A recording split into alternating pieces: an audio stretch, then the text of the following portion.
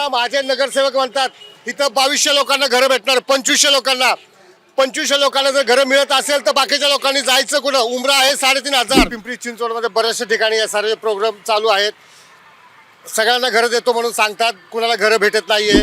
इथं एवढी टोलेजंग हॉस्पिटल आहे, त्या हॉस्पिटलमध्ये सुद्धा कुठल्या सुविधा जनतेला मिळत नाहीत. सर्व बाहेरनं आणावं लागतात. प्रतिनिधी 5 वर्ष कोणाकडे लक्ष देत नाही, पण इलेक्शन आलं की पहिले जनतेच्या दारोदारी फिरतात का? यांचा प्रचार लोकांना सांगतात की आमचा प्रचार जोरात आहे. कुणाचं इथं हवा नाही, हवा फक्त इथं जनतेची आहे. बावनकुळे यांनी दादाला हाग एकदम दिला की दादा नरमले. मला जनतेने निवडून दिलं तरी चालेल, नाही दिलं तरी मी जनतेसाठी सदैव काम करत राहणार. पहिले तर सगळ्यांना मूर्ख बनवलं, सर्वांना या साऱ्याच्या माध्यम काही सांगितलं नाहीये. पहिले म्हणले मोदीची स्कीम आहे, सर्वांना फुकट घर भेटणार, सगळ्याकडनं फॉर्म भरून घेतले. कुणाला 5 लाखाला 10 लाखाला घर विकणं चालू आहे. माझं असं झालंय की आम्ही मूर्ख आहे की जनतेसाठी लढतोय, पण जनतेला हे सुद्धा कळत नाही की आपलं घराचा प्रश्न आहे. घराचा प्रश्न कोणी विचारत सुद्धा नाही. आम्हाला घर कसं देणार, काय देणार. आता मी कोणाचं नाव घेत नाही, पण ज्यांनी दिलं तो कुठल्या तरी एका पक्षाचा बांडूळ कार्यकर्ता असणार. नमस्कार, मी सनी ताटे. जनमहापर्वमध्ये तुमच्या सगळ्यांचं पुन्हा एकदा सहर्ष स्वागत. आत्ता आपण आहोत प्रभाग क्रमांक 20 मध्ये. या ठिकाणी मोठी चुरशीची लढत पाहायला मिळते. भाजप झालं, शिवसेना झालं, राष्ट्रवादी झालं, राष्ट्रवादी शरद पवार झालं, यांच्यामध्ये मुख्य लढत आहे असं म्हणलं जाते. पण दुसरीकडे आपण पाहतोय आपल्यासोबत आत्ता आपचे उमेदवार आहेत. आम आदमी पक्षाचे या ठिकाणी उमेदवार आहेत, जे गाडीवर एकटाच प्रचार करायत. त्यांनी ही गाडी बनवलेली आहे आणि मोठ्या प्रमाणात त्यांनी संपूर्ण प्रभाग पिंजून काढलेला आहे. नेमक्या काय भावना आहेत या उमेदवारांच्या? सुरेश भिशे यांचं नाव आहे. नेमकं त्यांचं म्हणणं काय आहे, त्यांचं काय विजन काय आहे, कशासाठी ते निवडणुकीला उभे राहिले आहेत? त्यांनी 2024ची देखील निवडणूक विधानसभेची पिंपरीतून लढवली होती. जवळपास 600 ते 700 मतदान त्यांना पडलं होतं. आत्ता काय भावना आहेत जाणून घेऊयात. सर, काय सांगाल? पहिलं तर तुम्ही निवडणुकीला थांबला आहेत, आम आदमी पार्टीचं तुम्ही एक कार्यकर्ते आहात आणि तुमचा जोरदार प्रचार असा चालू आहे पाहायला मिळते. काय भावना घेऊन प्रचारासाठी उतरलात? मी भावना माझ्या सामान्य जनतेसाठी, कारण आत्ता सध्या पिंपरी चिंचवडमध्ये बऱ्याचशा ठिकाणी या सर्व प्रोग्राम चालू आहेत. सगळ्यांना घरं देतो म्हणून सांगतात, कुणाला घरं भेटत नाही आहेत. आणि माझं पहिलं विजन माझ्या प्रभागाचं, ज्या लोकांनी 5 वर्ष सत्ता भोगली, त्या सत्तेमध्ये असताना प्रत्येक झोपडपट्टीचा विषय असो, कुठलाही विषय असो, कधीही त्यांनी लक्ष दिलेलं नाही आहे. माझा प्रभाग 20 यामध्ये लांडेवाडी आहे, संत तुकाराम नगर आहे, परत कासोडीचा विभाग आहे. इथं एवढी टोलेजंग हॉस्पिटल आहे, त्या हॉस्पिटलमध्ये सुद्धा कुठल्या सुविधा जनतेला मिळत नाहीत. सर्व बाहेरनं आणावं लागतात. साधं खाटसुद्धा भेटत नाही आहे, ऑक्सिजनसुद्धा भेटत नाही आहे. सगळं बाहेरनं आणावं लागतं. मग जनतेला निवडून दिलेलं प्रतिनिधी करतात काय? मग प्रतिनिधी 5 वर्ष कोणाकडे लक्ष देत नाही, पण इलेक्शन आलं की पहिले जनतेच्या दारोदारी फिरतात का? यांचं विजन काय? असं विजन घेऊन येतं, आम्हाला निवडून द्या म्हणतात, आम्ही तुमच्यासाठी हे करू ते करू, काही करत नाही. नुसता यांचा फुगा आहे. आणि पुन्हा आता इलेक्शनमध्ये यांचा प्रचार लोकांना सांगतात की आमचा प्रचार जोरात आहे. कुणाचं इथं हवा नाही, हवा फक्त इथं जनतेची आहे. जनतेची हवा आहे. जनता या सर्व पक्षांना यावेळेस जागा दाखवणार आहे. यांनी महाराष्ट्र लुटला, आता पिंपरी चिंचवड पण लुटली. एवढी मोठी पिंपरी चिंचवड महानगरपालिका अशा खंडात श्रीमंत असताना आज ती कर्जबाजारी केलेली आहे. कुणामुळं? यांच्यामुळंच. आणि पुन्हा हे जनतेमध्ये येतात की आम्हाला म्हणतात की आम्हाला पुन्हा निवडून द्या. कसं आता थोडीफार शिल्लक आहे ती पण धुवून खाणार का? अजितदादा काही पक्षाविषयी बोलतात, सत्तेमध्ये असणाऱ्या पक्षांनाच टार्गेट करतात.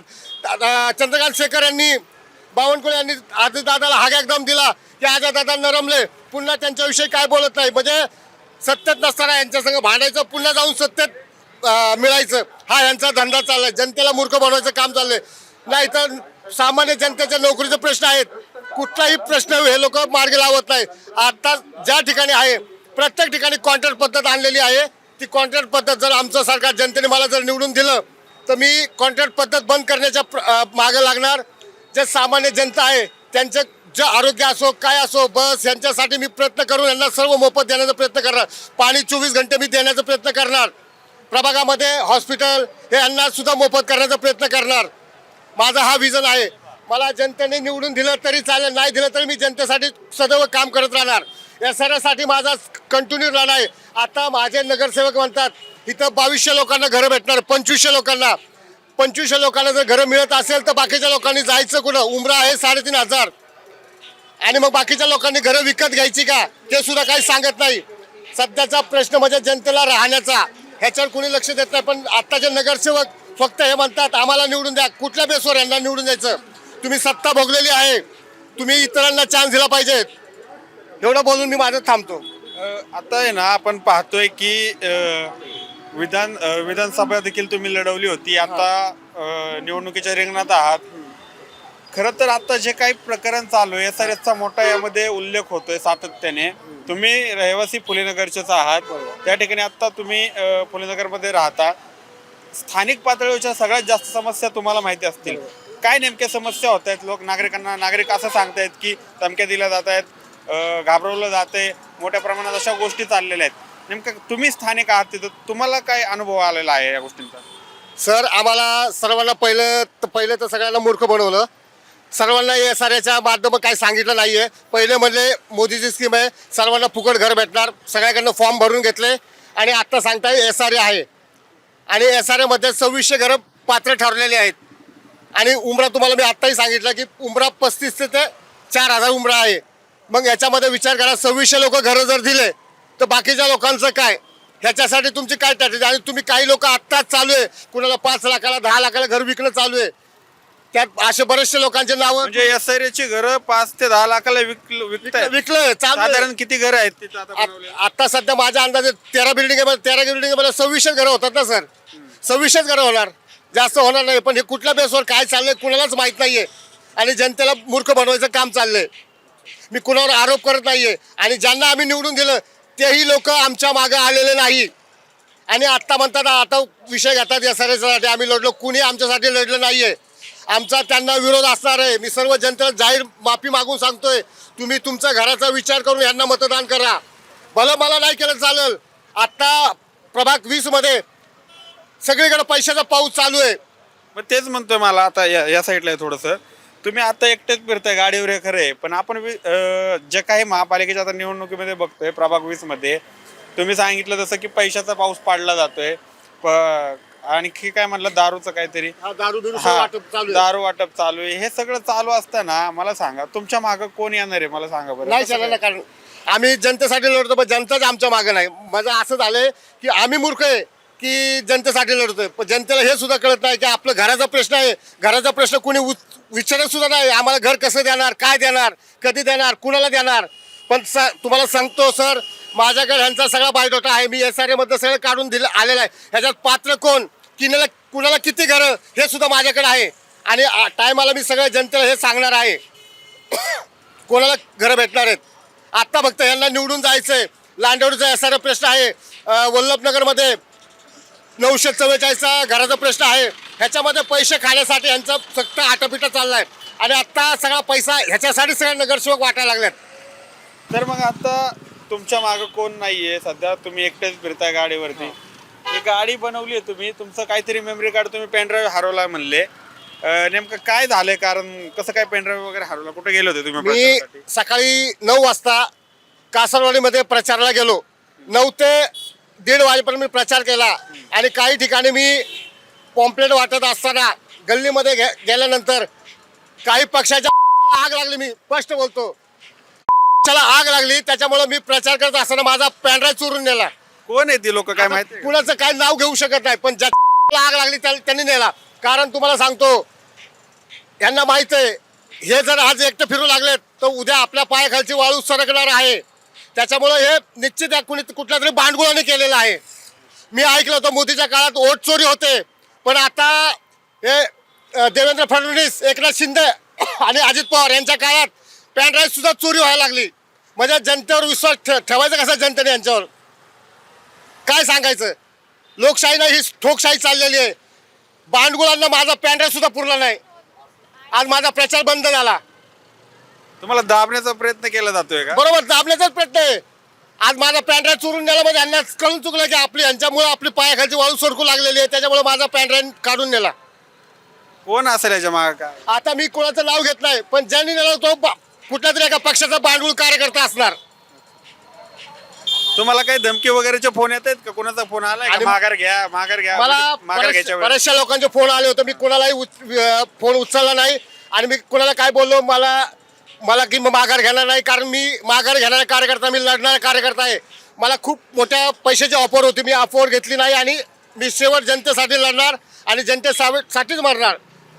बर आता तुम्ही जी गाडी बनवली साधारण तुम्हाला किती खर्च आला बरं? ही गाडी बनव प्रचार असाही होऊ शकतो. या ठिकाणी बघू शकता, एक मिनिट गाडी दाखवा सगळी. या प्रकारची त्यांनी गाडी बनवून घेतलेली आहे. इथं त्यांचा प्रचाराचा स्पीकर आहे आणि या ठिकाणी त्यांनी पेनड्राईव्ह लावलेला होता, तो पेनड्राईव्ह देखील काढून घेतलेला आहे. तुम्ही बघू शकता ही गाडी कशा प्रकारे त्यांनी टू व्हीलर आहे, साधी टू व्हीलर आहे कावासाकीची जुनी गाडी आहे आणि या गाडीला त्यांनी प्रचाराचं वाहन बनवलेलं आहे, प्रचाराचा रथ त्यांनी केलेला आहे. त्याचं सारथ्य सुद्धा ते स्वतःच करत आहेत आणि लोकांपर्यंत देखील ते स्वतःच पोहोचत आहेत. हा त्यांचा पक्षाचा आम आदमी पार्टीचा झेंडा आहे. या पद्धतीने ते पुढे चाललेले आहेत. या साईडला या. तर तुम्हाला पहिलं तर खूप खूप तुमचे हे म्हणावं लागेल की तुमच्या धैर्याला मान सन्मान द्यावा लागेल. तुम्ही एकटेच प्रचार करताय. आज पक्षाचं तिकीट मिळवून या ठिकाणी सुरेशजी भिसे प्रचार करत आहेत मोठ्या प्रमाणात आणि त्यांना प्रतिसाद देखील चांगला मिळतोय असं त्यांच्याकडून कळतंय आम्हाला. आता कुठपर्यंत फिरलेले आहेत आपण? आता मी वल्लभनगर, लांडेवाडी, कासारवाडी संपूर्ण पिंजून काढलेलं आहे, एकट्याने काढलेलं आहे. आणि मला माझ्या पक्षाने माझ्यावर विश्वास ठेवून, मी एक साधा घर काम करणारा पेंटर आहे, पेंटरवर विश्वास देऊन मला आम आदमी पार्टीने आज मला तिकीट दिलं आणि त्या पार्टीचं मी कुठंही नाव बदनाम करणार नाही. आणि शेवटपर्यंत माझा लढा पार्टीसाठी आणि सामान्य जनतेच्या हक्कासाठी, घरासाठी राहणार आहे. जनतेने मतदान देऊ किंवा ना देऊ, माझा लढा कायम. आता माझं पुढचं विजन, आता नगरपालिका समजे मी जिंकून येऊ किंवा हारू, माझं पुढचं विजन असणार आहे, मी खासदारकी लढवणार आहे. थांबणार नाही तुम्ही? मी नाही खासदारकी लढवणार. हो, माझं पुढचं विजन खासदारकी आहे. ठीक आहे. खूप खूप धन्यवाद सुरेशजी भिसे, वेळात वेळ काढून तुमच्या प्रचारातून आम्हाला थोडासा वेळ दिलात. खरं तर हे सुरेश भिसे आहेत, मोठ्या ताकदीने प्रचार करत आहेत. येत्या 15 तारखेला इलेक्शन आहे, 16 तारखेला त्याचा रिझल्ट होणार आहे. काही वेळातच चित्र स्पष्ट होणार आहे. अनेक मुद्दे त्यांनी या ठिकाणी मांडलेत. खरं तर खूप अभ्यासपूर्ण त्यांनी माहिती मांडली की SRA प्रकल्पाची असेल किंवा स्थानिक पातळीवरती काय समस्या आहेत, हा तिथं राहणारा रहिवासी समजू शकतो. त्याच पद्धतीने त्यांनी आपल्यासोबत त्यांच्या समस्या मांडलेल्या आहेत. आता नागरिक याला कसा प्रतिसाद देतात हे पाहणं महत्त्वाचं ठरणार आहे. मी सनी ताटे, पिंपरी चिंचवड.